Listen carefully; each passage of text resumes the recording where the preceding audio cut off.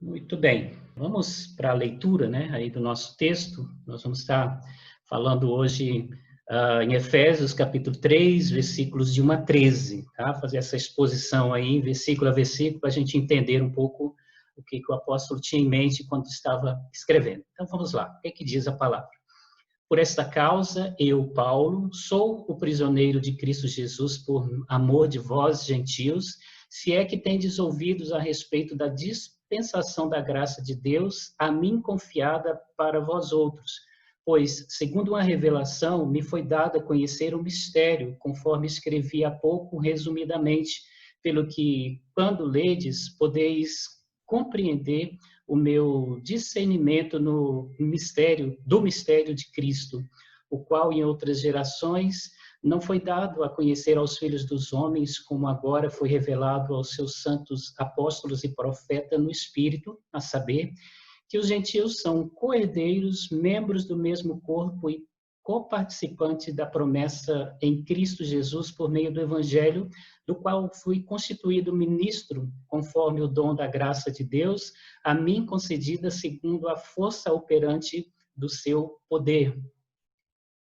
A mim, o menor de todos os santos, me foi dada esta graça de pregar aos gentios o evangelho das insondáveis riquezas de Cristo e manifestar qual seja a dispensação do mistério desde os séculos ocultos em Deus que criou todas as coisas, para que, pela Igreja, a multiforme sabedoria de Deus se torne conhecida agora dos principados e potestades nos lugares celestiais, segundo o eterno propósito que estabeleceu em Cristo Jesus, nosso Senhor, pelo qual temos ousadia e acesso com confiança mediante a fé nele.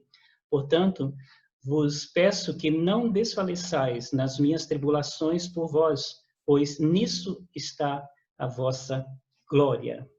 Muito bem, esse é o texto, né? E aqui nós vemos o apóstolo Paulo fazendo a narrativa, e aqui nós podemos aprender a respeito do privilégio da proclamação. Poxa, mas que privilégio é esse, né? Se é Paulo que está falando e ele estava preso, estava sofrendo por causa dessa proclamação, ok? Mesmo que sofra, né? Que venhamos sofrer por causa da proclamação do evangelho, o resultado dele na vida das pessoas faz com que nós nos sintamos privilegiados de poder estar comunicando essas verdades. Então, há uma norma, né, de desenvolvimento nesses 3 primeiros capítulos da epístola do apóstolo Paulo. No capítulo 1º, a meditação do apóstolo sobre as riquezas das bênçãos de Deus em Cristo levou naturalmente ele a uma oração, né? E essa oração ele glorificou ali o Senhor. No capítulo 2, ele prossegue desenvolvendo o seu grande tema sobre o propósito de Deus em Cristo, ao falar da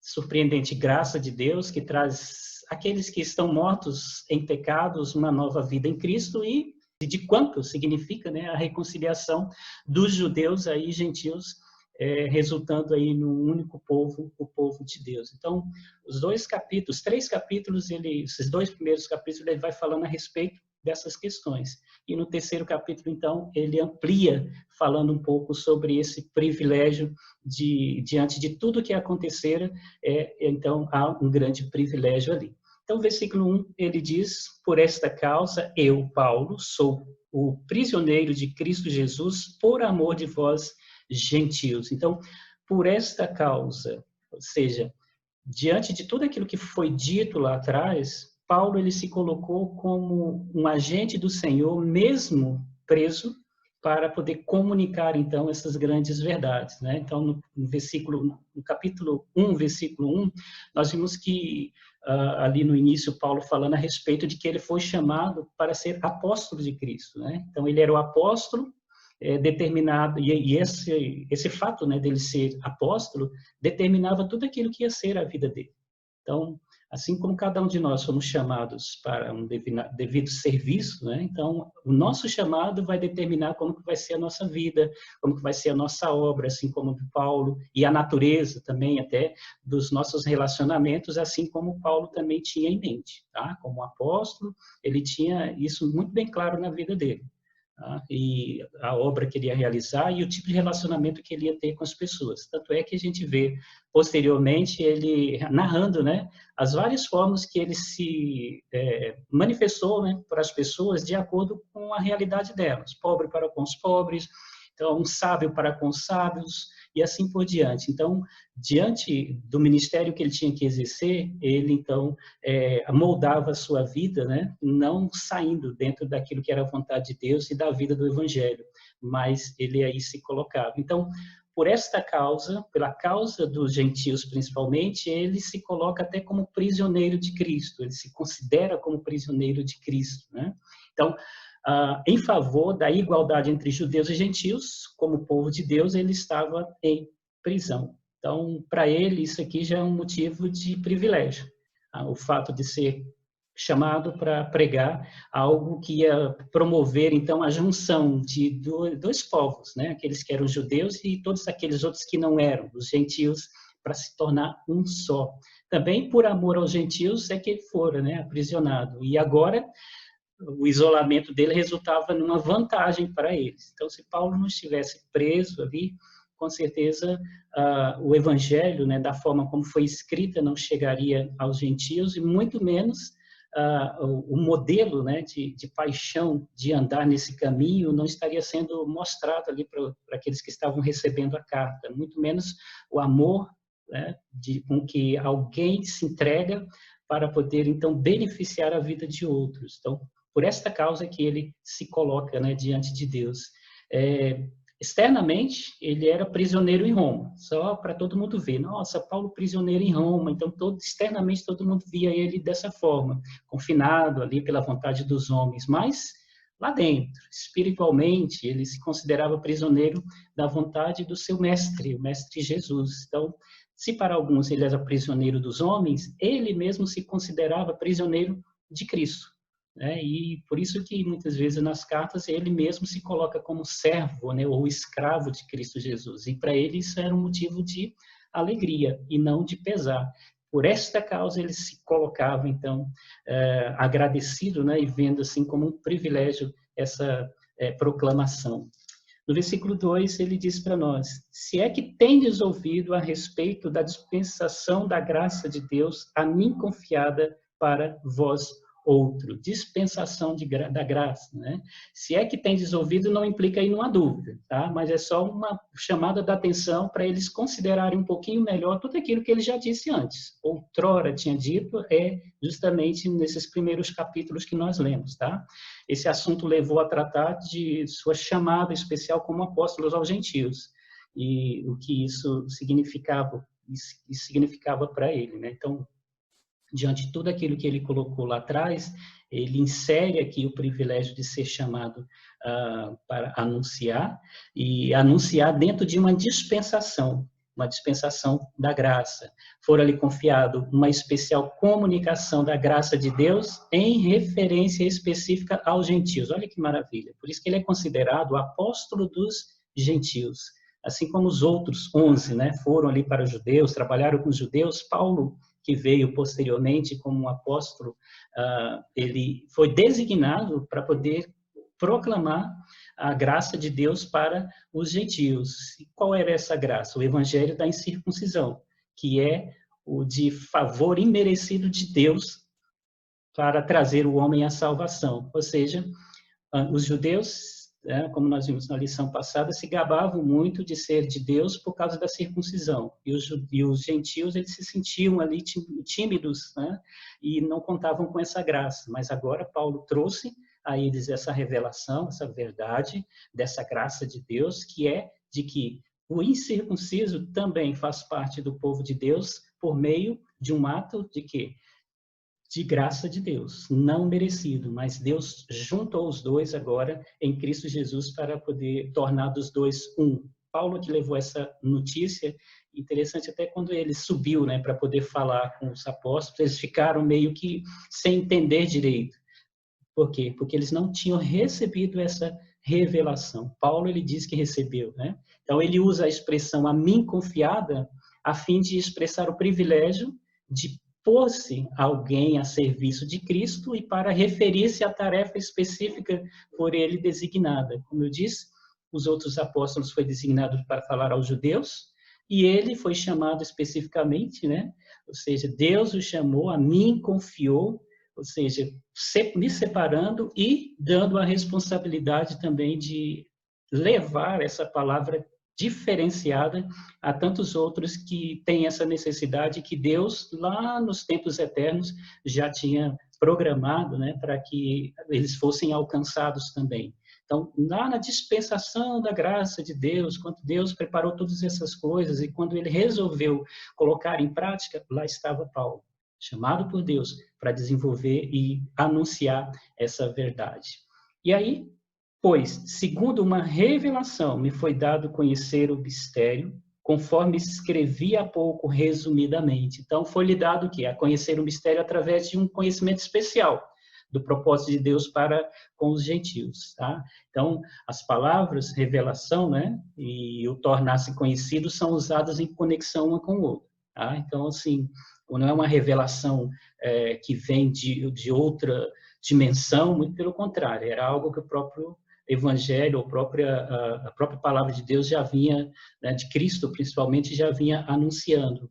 A Paulo foi dado esse entendimento melhor, né, e fez com que ele conhecesse o teor dessa verdade e a aplicação dela na vida de outras pessoas. Ou seja, o Evangelho ele é diferente da lei, porque a lei era principalmente aos gentios e aqueles que tinham que cumprir rigorosamente. O evangelho é para todos aqueles, né, que vêm a Cristo e não à lei e que agora podem participar da mesma graça de Deus. Então, não é mais um povo, mas todos aqueles que se chegarem a Cristo por meio desta boa nova, deste evangelho, por meio de Cristo, essa revelação. Verdade que não mais está escondida, mas manifesta aos que estão desejosos de recebê-lo. Lembra que os gentios, falei da vez passada, né? Os gentios, eles tinham um acesso restrito ao templo. Então, eles ficavam ali com aquele desejo de poder participar, de poder fazer parte do povo. Eles tinham um anseio, gostariam de receber, mas não podiam. Agora, né, com essa nova revelação, foi anunciado para eles que eles podem sim receber. Os que desejam podem receber, uma vez que se achegam a Cristo e pela misericórdia de Deus é recebido, né, como para fazer parte dessa família, a família de Deus. Então, ele estava anunciando a todos eles. Então, como judeu ortodoxo, né, um fariseu, lembra aí que Paulo, antes da sua conversão, ele era um ortodoxo, né, um judeu ortodoxo, fariseu mesmo, assim, que levava à risca tudo aquilo que a lei dizia. Então, ele tinha esse pensamento também da mesma forma que os demais judeus, né, de olhar para os gentios e dizer que eles não eram merecedores. Mas aí então foi necessário uma clara revelação de Deus para poder convencê-lo ele do contrário. Então até os judeus que estavam seguindo a Cristo ele perseguiu e queria matar, ainda mais os gentios, né, que não faziam parte dos judeus, eram ignorados literalmente por ele. Deus, então, mudou a ideia dele através da revelação que ele deu para que ele pudesse compreender e aí poder anunciar, proclamar aos gentios essa verdade. Tá? Ele não está aqui preocupado em comunicar como que ele recebeu a revelação, mas em seu conteúdo. Você vê? Ou seja, a inclusão, né, dos gentios com os judeus em um único corpo e uma mesma casa. Tá? Nós vimos já nas edições passadas, se recorrer lá, você vai ver um pouquinho a respeito dessas questões, né, que o judeu agora faz parte do corpo de Cristo, né, e também tem a mesma herança, faz parte também ali do mesmo destino daqueles que foi anunciado aos judeus, mas agora aqueles que creem em Cristo. E aí, versículo 4, pelo que, quando ledes, podeis compreender o meu discernimento do mistério de Cristo. Então, mais uma vez aqui, ele chama a atenção, né, para que os irmãos pudessem refletir um pouco melhor naquilo que ele tinha dito antes. Tá? É muito mais natural entender que, ao lerem o que já tinham sido, resumidamente, do versículo 3, irão compreender, né, aí o seu discernimento no mistério de Cristo. Tá? Então, só confirmando aqui que essa era a intenção de Paulo. Quando vocês lerem, vocês vão compreender um pouquinho melhor. Então, normalmente, quando a gente pega uma carta para ler, a gente lê e vai ela até o final. Depois, né, você tem que parar um pouco, reler e começar a entender e ver as ligações de uma coisa a outra, os textos mais na frente, né? Então, essa era a preocupação de Paulo, e dando uma dica para eles, né? Que aquilo que ele fez resumidamente, eles mesmo assim eles poderiam entender o discernimento dele com relação a todas essas verdades. Ou seja, o conhecimento do mistério não era uma descoberta pessoal, da qual ele podia se vangloriar, mas o dom de Deus pelo Espírito Santo. Ele não descobriu essas verdades sozinho, né? Foi preciso que o Espírito viesse até ele e revelasse a ele especificamente. Então, da mesma forma, né? Assim, a gente não vai conseguir compreender as coisas de Deus se a gente não ler e buscar a instrução do Espírito, a iluminação do Espírito. Por isso que lembra lá que ele faz uma oração de iluminação, pedindo a iluminação para que os gentios pudessem compreender todas as coisas, né, desse mistério de Deus. Então, por quê? Porque ele também passou por essa experiência. Ele teve, então, ali a iluminação do Espírito para poder entender todo esse mistério de Deus que é o Evangelho.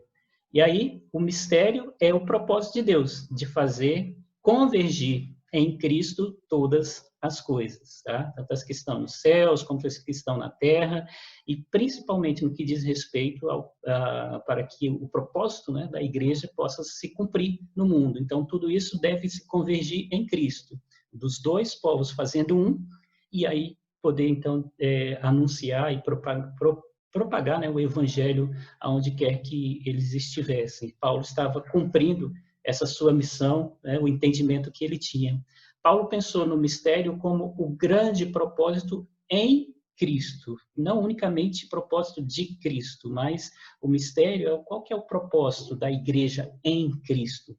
Então, ali os apóstolos ainda não tinham compreendido devidamente isso, Paulo compreendeu e foi, então, desenvolvendo a sua tarefa, né, fazendo ali as suas viagens missionárias, alcançando os gentios, e aí, posteriormente, quando ele retornou, ele convenceu a Pedro, que tinha sido designado para levar a palavra aos judeus, para que ele pudesse compreender essas coisas também e aceitar essa grande verdade desse mistério, que é de, então, que todos devem se unir a Cristo, há um propósito para todos em Cristo e a partir de Cristo. Então, quando eles lessem essas verdades, eles deveriam compreender. E aí ele diz para nós no versículo 5, qual em outras gerações não foi dado a conhecer aos filhos dos homens, como agora foi revelado aos seus santos apóstolos e profetas no Espírito.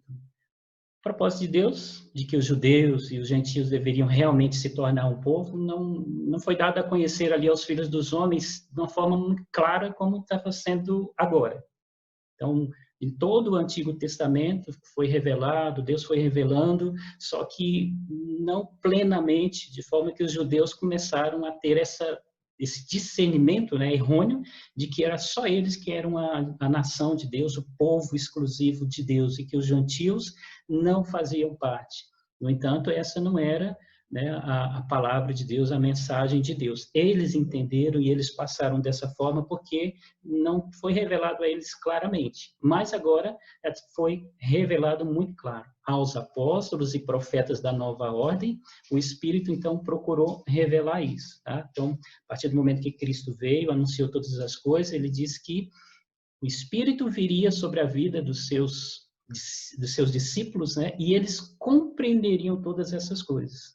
Então, foi a partir dali que tanto os apóstolos como os profetas, que não eram mesmo os profetas do Antigo Testamento, por isso profetas de uma nova ordem, né, de poder estar comunicando ali essas verdades que eles também aprenderam, agora eles poderiam ensinar, né, e divulgar com uma melhor clareza essas verdades, as verdades do Evangelho. Paulo captou muito bem isso, né, e pôde desenvolver esse anúncio, né, essa proclamação para a vida das pessoas. Então, olha só, o livro de Atos dos Apóstolos, eles registram ali, né, como o Espírito fez a revelação dessas verdades. Né? A gente vê ali quantas, principalmente no ministério do apóstolo Paulo, quantas viagens ele fez e os lugares e as pessoas que foram alcançadas e como elas tiveram discernimento ali. E como posteriormente também os apóstolos, né, vieram apoiar a Paulo e outras pessoas que ajuntaram-se a Paulo nessa missão e que desenvolveram o trabalho ali. Então, as gerações passadas não tiveram essa clareza, mas a partir ali, né, da vida dos apóstolos, ali da igreja, é que isso ficou muito mais claro e eles puderam, então, não só entender, mas também estar indo, cumprindo esse propósito, essa missão, como igreja, como corpo de Cristo.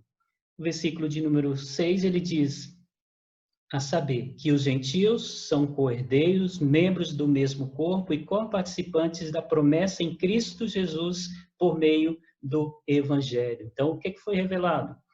Foi revelado algo grande e algo a respeito, principalmente, que Paulo entendeu ali, né?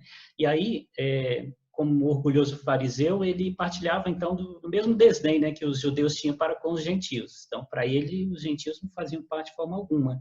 A sua conversão, então, significou o quê? Uma transformação, uma mudança de mente completamente. Então, ele mudou totalmente o modo de pensar e o modo de agir, né? Agia contra os próprios judeus perseguindo e contra os fariseus, né? Aliás, os fariseus, né? E contra os gentios, ele ignorava, eles não faziam parte, né? Então, tudo isso mudou na mente dele, né? Essa revelação que foi dada a ele, foi dada mudando totalmente a mente, né? Então, através da revelação, ele veio a verificar que judeus e gentios podem agora permanecer juntos como o povo de Deus, como o mesmo corpo. Então, ele repete aqui mais uma vez qual que é esse grande mistério, tá? E participarem da mesma herança das riquezas celestiais em Cristo. Eles são co-herdeiros em Cristo Jesus, né? E com os judeus também. Então, esse era o grande mistério que foi revelado e que agora ele anunciava a todos os gentios, e aqueles ali deveriam compreender. Afinal de contas, envolviam principalmente, né, a vida ali desses éfesos que moravam ali e que eram gentios, mas que estavam agora no mesmo grupo dos cristãos. O evangelho, tal como é pregado e crido, é o único meio de profunda unidade espiritual entre homens de diversas origens, raças, culturas e políticas. Então, vamos lembrar aqui que judeu era todo aquele que não era gentil, então ele tinha ali a sua política, tinha ali a sua cultura, tinha ali, né, por ser de outras raças. Então, agora, pelo Evangelho, eles poderiam tornar um com os judeus, que tinham a sua raça, que tinha a sua política, que tinha a sua cultura. Então, agora o mistério foi revelado e que todos esses podem estar juntos e fazer parte agora de uma nova cultura, de uma nova política, né? E agora é uma nova raça, a raça eleita de Deus em Cristo Jesus. E aí o versículo 7, ele diz, do qual foi constituído ministro, do qual fui constituído ministro conforme o dom da graça de Deus a mim concedida segundo a força operante no seu poder. Isso aqui é bem interessante, porque Paulo ele aceitou com uma grande alegria o título aí de ser considerado servo, prisioneiro, escravo, né? Mas ele compreendeu que somente através de um duplo dom de Deus é que ele seria capaz de cumprir a sua missão de transmitir esse evangelho. Então, por isso que ele coloca ali, né, que era um ministério, né, conforme o dom da graça de Deus, a ele concedido. Então, ele havia sido perseguidor da igreja e ele não se julgava, né, como alguém merecedor de tamanha honra, tamanho privilégio. Então, esse mistério foi revelado a ele, mas conforme o dom, a dádiva de Deus, a graça de Deus a ele. Então, para isso que foi revelado a ele, e ele considera que isso como um dom de graça. Era ministro segundo o dom da força operante do seu poder. Poder de quem? Poder de Cristo, através do Espírito Santo. Caso contrário, ele não conseguiria ser mais paciente, porque ele era perseguidor, e nem tolerante, né? Ali com a tolerância que não fosse aquela tolerância humana, porque o que Paulo estava passando naquela prisão, o que ele estava suportando, tolerando, parece que não é coisa de humano, né? Não é uma tolerância de um ser humano, e não é mesmo, porque foi Deus que deu para ele esse poder para ele suportar. Alguém lembra aí de quando Paulo foi chamado por Cristo? Jesus falou, né, ali, através do Espírito, falou, olha, ele vai saber o quanto importa sofrer pelo meu nome, né? Então, o próprio Deus já tinha chamado ele para passar por essas questões todas de sofrimento, e ele só conseguiu isso por causa do poder que estava operando nele, poder do Espírito, porque por ele mesmo ele não conseguiria ir até o fim. Então, Paulo mostra que, pela graça de Deus, né, fora do chamado, né, chamado e recebido como servo do Evangelho. Então,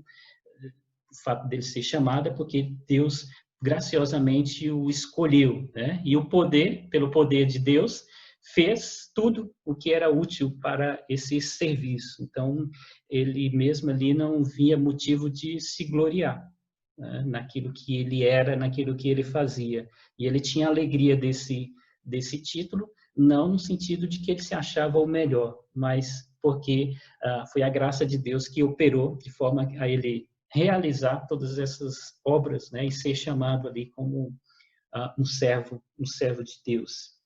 Versículo 8. A mim, o menor de todos os santos, me foi dado esta graça de pregar aos gentios o evangelho das insondáveis riquezas de Cristo. Então, fez uso assim, de um comparativo e de um superlativo, né, para conseguir aí expressar-se mais fortemente a atitude inevitável de alguém prostrado, né, ante a maravilhosa graça de Deus em Cristo Jesus, menor de todos, né? Então ele se coloca ali como alguém que, considerando todos os outros santos escolhidos, né, de Deus, ele era o menor, porque o que ele tinha feito, ele não era merecedor de ser escolhido por Deus, né, para ser um santo dele, né, alguém que é santificado em Cristo Jesus, muito menos um servo com uma grande responsabilidade de proclamação. Quanto mais ele meditava sobre as bênçãos de Deus em Cristo, sua infinita graça de seus dons, tanto menos se achava merecedor de tal misericórdia. Então, isso era algo comum na vida dele. Então, as riquezas insondáveis não eram apenas o Evangelho, nem doutrina, mas o próprio Cristo. Aqueles que estavam em Cristo usufruía das riquezas insondáveis, né? Então, não é apenas aquilo que nós experimentamos aqui, mas é aquilo que nós vamos experimentar eternamente. O Evangelho é para nós aqui. Depois que sairmos daqui, o Evangelho já não tem mais o valor, né, devido para as nossas vidas diante da realidade que nós vamos viver. Mas aqueles que estão em Cristo, esses aí vão poder usufruir, né, de bênçãos e de riquezas insondáveis. A gente nem imagina como que é essas riquezas que estão preparadas ali.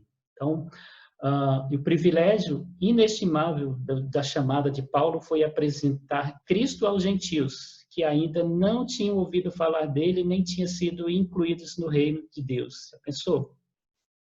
Paulo se sentia muito privilegiado, porque primeiro os gentios eram totalmente ignorados pelos judeus, e aos judeus foi anunciado desde o chamado deles todas as bênçãos de Deus, né? Todo o propósito de Deus, todo o plano de Deus para o melhor para eles. Mas a esses gentios não. E de repente Paulo é que foi escolhido para poder levar essa mensagem.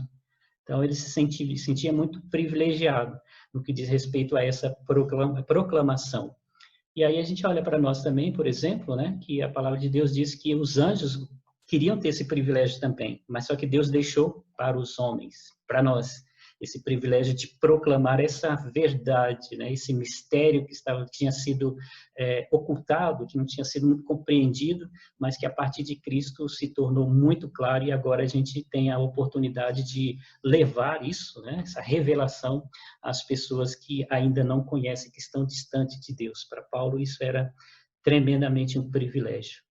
Versículos de número 9, ele diz: e manifestar qual seja a dispensação do mistério, desde os séculos ocultos em Deus, que criou todas as coisas. Mais uma vez aqui ele reforça, né, e mostra ali que a tarefa dele como apóstolo era tornar conhecidas as insondáveis riquezas de Cristo, né? E à medida que os homens viessem a ter fé, compartilhar o conhecimento do propósito maravilhoso de Deus. Então, primeiro é a proclamação, onde ele vai anunciar essa verdade, né, a esses irmãos, essas vidas, né, que estão sedentas e que querem, que estão ouvindo, e uma vez que eles foram desenvolvendo a fé e crescem em Cristo, agora continuar trabalhando na vida deles. Hoje nós conhecemos isso como proclamação e discipulado.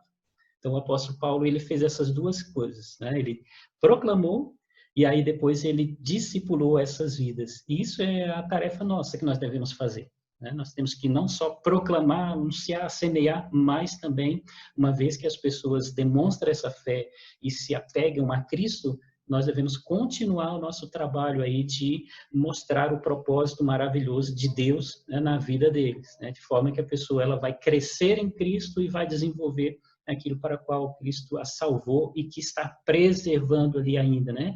Um mistério não totalmente comunicado aos homens anteriores. Isso que nós vimos agora há pouco, né? Não foi comunicado antes. Esse era o seu propósito, desde o princípio, o propósito de Deus, né, antes da criação, embora em sua sabedoria tenha escolhido revelar aos homens tal ministério de forma gradual.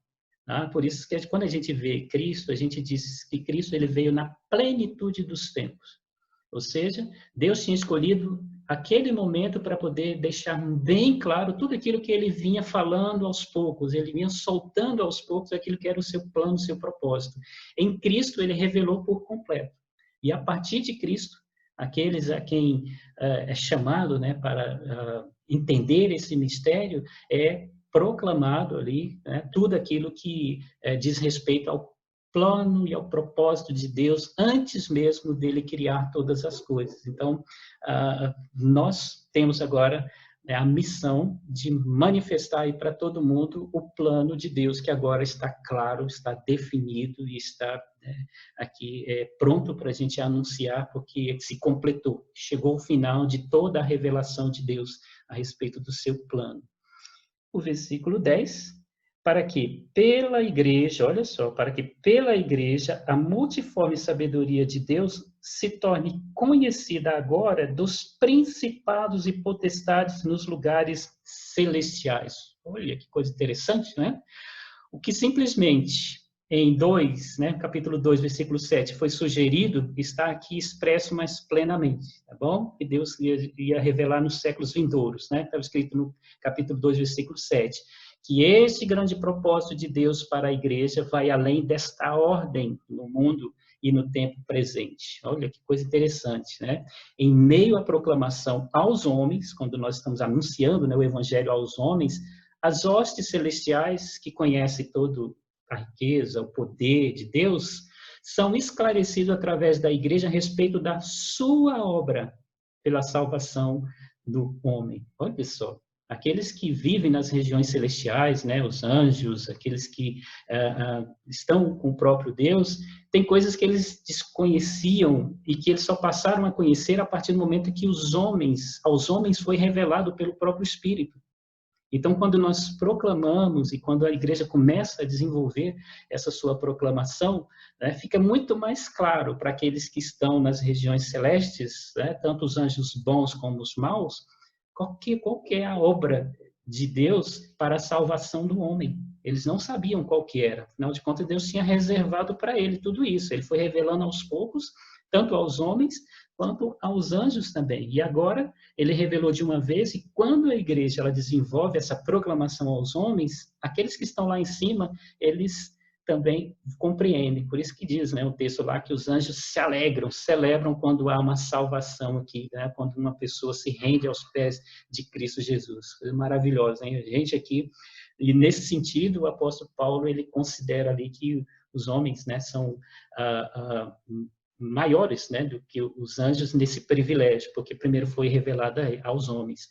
A igreja conhece e deve declarar a estes os aspectos da multiforme sabedoria de Deus, que de outra sorte não poderiam compreender. Então, como que Deus fez todas essas coisas? Pois é, ele mandou Cristo Jesus, e Cristo, ele veio e morreu representando toda a humanidade, e agora que ele foi ressurreto, né, todos aqueles que se achegam a Cristo recebem o perdão do pecado e recebem a nova vida. Então, olha só que coisa maravilhosa que Deus fez, e que agora os anjos, aqueles que vivem, né, nas regiões celestes, podem compreender.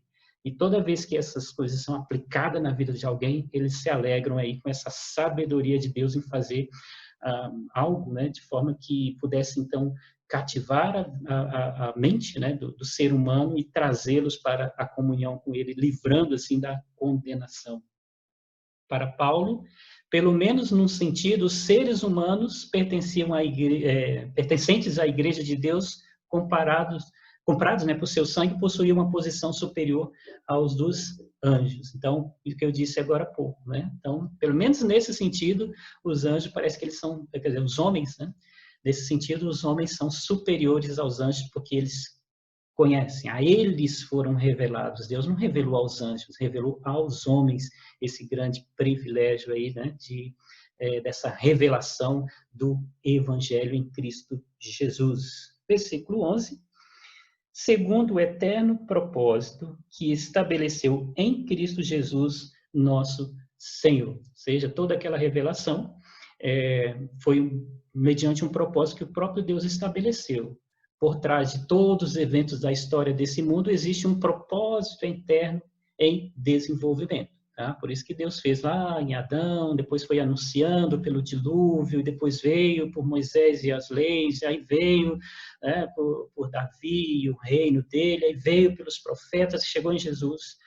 Todo o curso da história, todos os eventos, uma coisa que iam completando a outros, foram um desenvolvimento para se chegar naquilo que Deus já tinha estabelecido antes da fundação do mundo. Cristo é o agente desse propósito. Tá? Tanto o princípio quanto a consumação ocorrem nele. Por isso que em Cristo é que todos nós fomos feitos filhos de Deus. E aí, em Cristo é que todos nós vamos ser ressuscitados para poder permanecer na presença de Deus. Então, Cristo é a causa, né, e o efeito ali, é o agente desse propósito todo que Deus fez. Deus fez um grande propósito, mas ali baseado na vida, né, do seu próprio Filho. Por isso que ele é a chave, Cristo é a chave de toda a nossa salvação, né, de toda a nossa vida, a vida eterna. Cada um dos nomes que ele possui acrescenta algo mais à nossa compreensão da sua obra. Você já prestou atenção a respeito do nome de Jesus? Interessante que, para os judeus, o nome tinha sempre um significado, né? Dizia respeito a alguma coisa. Nós, como ocidentais aqui, a gente não é muito assim de ver o nome e ver o significado dele, o que diz respeito. Mas os nomes deles ali tinham sempre uma lição. Veja só, olha só. Cristo é aquele que era anunciado, ou o Messias. Jesus era o encarnado, né? Aquele que veio e se tornou homem como nós. E Senhor é aquele que é governo, está sobre todos. Então, por isso que o propósito que Deus estabeleceu, e aqui é dito, né, o nome de Jesus completo, nome e sobrenome dele, para mostrar ali como que Deus estabeleceu todas as coisas, né, e o evento na própria vida de Jesus concretizou tudo aquilo que era o propósito de Deus, que foi comunicado em toda a história. Lá no passado, ele foi anunciado. E aí, depois, em determinado momento, ele se tornou carne como nós e levou sobre si, né, todos os nossos pecados, nossas dores e satisfez a vontade do Pai.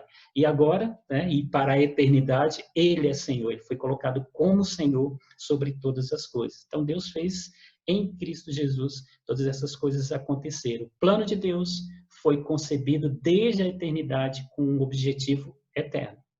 Então, as coisas que aconteceram aqui, ela tem um resultado aqui e também na eternidade, o propósito estabelecido por ele em Cristo Jesus. E o versículo 12, ele diz para nós aqui, pelo qual temos ousadia e acesso com confiança mediante a fé nele, ou seja, nessas coisas eternas, né, que foram mostradas, né, aí a gente tem esse acesso. A partir do elevado ponto de vista cósmico, porque ele falou a respeito daqueles que vivem nas regiões celestiais, né? O apóstolo ele se volta para o significado mais prático que isso tem para a vida diária do cristão. A este Deus poderoso, nós podemos acessar-nos, né? Pessoalmente, com liberdade e sem nenhuma timidez. O gentil, ele compreendeu muito bem isso, porque quando ele chegava lá no templo, ele chegava quietinho, lá fora, no pátio, até onde ele podia entrar, todo tímido. Agora não. Né? Depois que Deus revelou todas essas coisas e fez todas essas coisas, nós agora temos acesso a ele. Nós podemos entrar pessoalmente, ter um encontro pessoal e um relacionamento pessoal com ele, sem timidez, sem a vergonha, né, que outrora tinha, porque era considerado um intruso. Agora não, somos povo de Deus, da família de Deus e herdeiro dele. Então, agora podemos acessar a ele, a presença dele, né, de forma ousada. O perdão, que torna possível o acesso, é o dom da graça de Deus recebido pela fé. Então, é pela fé que nós conseguimos ter esse acesso, porque pela fé nós recebemos ali, né, tudo aquilo que Cristo fez na cruz para nos perdoar e somos perdoados. E aí sim nós nos tornamos filhos de Deus e tendo acesso a Ele. Fé nele é o meio de acesso com confiança. Então não há nenhum outro caminho para se chegar a Deus. Então as pessoas tentam várias formas, mas mesmo assim elas não sabem se foram recebidas ou não, se Deus aceitou ou não. Aqueles que vão a Deus por meio de Cristo Jesus, né, como sendo ligados a Ele, fiel a Ele, esse aí entra com confiança na presença de Deus, sabendo que Deus vai aceitá-lo e que Deus vai ouvi-lo. Então, sem nenhum tipo de timidez, mas com ousadia, tem esse livro acesso, porque esse era o mistério, né, que foi revelado, que agora todos têm acesso a Cristo. E, por fim, Paulo fecha, né, depois de falar todas essas coisas, fazendo isso ele refletir a respeito da pessoa de Paulo, né? Porque no pensamento e naquilo que Paulo tinha visto, eles estavam olhando para tudo aquilo e estavam começando a ficar tristes, né, desmotivados, desfalecidos, e aí ele traz uma palavra. Portanto, ou seja, diante de tudo isso que foi dito, vos peço que não desfaleçais nas minhas tribulações por vós, pois nisto está a vossa glória. Pois nisso está a vossa glória. Devido à liberdade, né, de aproximação, à grandeza do propósito e da glória concedida por Cristo a cada um dos cristãos, Paulo roga, então, não desfaleçam nas minhas tribulações. Afinal de contas, se não fosse por elas, vocês não teriam tido, né, todos esses privilégios, ou seja, não teria chegado até vocês a revelação desses privilégios que agora você, ao aceitar, né, e viver com Cristo, vocês têm em Deus. Paulo estava na prisão sofrendo para benefício deles, tá? Então, em benefício dos gentios que Paulo estava ali. Então, ele dera a sua vida para pregar o evangelho aos gentios. Então, olha só como que Deus é, né? E Paulo também compreendeu que, se para alguns a prisão seria uma mordaça, para Paulo foi, né, a forma dele alcançar mais pessoas. Nós vimos isso no estudo anterior, né? Quantas pessoas foram atingidas por Paulo e como que o evangelho chegou em tantos lugares por aquelas pessoas que vinham a Roma, o visitavam e que saíam dali. Então, para ele, ali, o fato, né, de estar sendo prisioneiro era motivo de glória e não motivo de ficar triste, né? E a outra coisa, ele lutara pela igualdade entre os judeus e os gentios no seio, né, do único povo de Deus. Então, ele continuava lutando, ele continuava anunciando, né, para que todas as pessoas pudessem se tornar um em Cristo Jesus. Então, como estava acontecendo na vida dos Éfesos, né, daqueles gentios, deles estarem sendo fortalecidos em Cristo, isso era um motivo de alegria para Paulo. E deveria ser para eles também, porque graças a tudo aquilo que Paulo estava passando, eles estavam recebendo e estavam crescendo.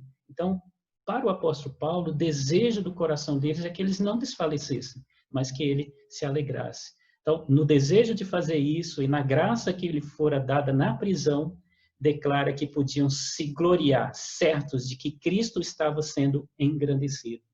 se gloriar em tudo aquilo que estava acontecendo com Paulo, né? Não em Paulo, tal, mas por causa de tudo aquilo que estava acontecendo, Deus estava sendo glorificado ali, né? Cristo estava sendo engrandecido, porque todos aqueles que estavam ouvindo a palavra estavam sendo beneficiados. Então, não precisava ficarem tristes, mas eles deveriam, então, se alegrar mais e mais no Senhor. Então, para Paulo, era um grande privilégio poder ser um proclamador dessas verdades, desse mistério de Deus, mesmo que sofrendo algemas por causa desse evangelho, por causa dessa proclamação ali também. Tá? Quero concluir dizendo duas coisas. Primeiro, muitas pessoas pensam de maneira diferente a respeito das algemas de Paulo, porque não enxergavam a situação como ele a enxergava. Então, eles estavam pensando, né, como foi dito ali, que Paulo estava ali porque ele tinha sido um rebelde, né, da tradição judaica. E aí eles estavam ali pagando um preço por estar seguindo uma seita, quando, na verdade, Paulo enxergava de forma diferente. Para ele, aquela caminhada, aquela jornada dele fazia parte do propósito de Deus. E hoje, o sofrer por causa do evangelho é uma possibilidade descartada em muitos que se dizem cristãos. Não são todos que sentem o privilégio de proclamar, né, essas verdades, esses mistérios, tendo que sofrer por isso. A gente sempre ouve falar, né, de pessoas que estão aí em países que são perseguidos e que, infelizmente, né, assim, às vezes até são mortos, mas eles fazem aquilo com alegria no coração. Por quê? Porque estão proclamando o Evangelho de Cristo. Então, assim, que Deus nos abençoe, que a gente possa refletir sobre essas verdades.